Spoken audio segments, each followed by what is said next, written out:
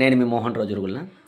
అఖండ 2 cinema కోసం నెగిటివ్గా చెప్పినటువంటి కొంతమంది పని కట్టుకొని మన హిందూ ధర్మాన్ని, హైందవ ధర్మాన్ని, అదేవిధంగా సనాతన ధర్మాన్ని యువత చెడు వ్యసనాలకు లోను కాకుండా ఉండడానికి అవకాశం ఉన్నటువంటి అన్ని యాంగిల్స్ కూడాను ఈ సినిమాలో చూపించినప్పటికీ అందులో లాజిక్లు మ్యాజిక్లు వెతికి సినిమా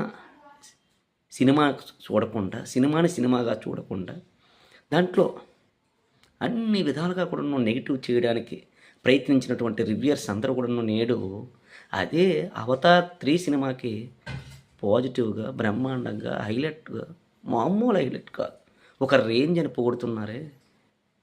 అందులో ఏటి ఉంది అసలు అవతార్ 3లో? ఏటీ లేదు అసలు, పరమ చెత్తగా ఉంది. అటువంటి సినిమాకి ఇటువంటి రివ్యూ ఇస్తారా? ఏంటి భయ్య అంటే మనోడు తీస్తే మీకు లాజిక్లు మ్యాజిక్లు కనపడతాయి, అదే బయటోడు తీస్తే అబ్బోబ్బోబ్బోబ్బా బ్రహ్మాండమా. మారాలి సార్, మన మైండ్ సెట్ మారాలి. మంచి సినిమాని ప్రోత్సహించండి, మన సంస్కృతి సాంప్రదాయాలను కాపాడండి. ఎప్పుడైతే మనం మంచిని ప్రోత్సహిస్తామో అప్పుడే మన సమాజం ముందుకెళ్తుంది.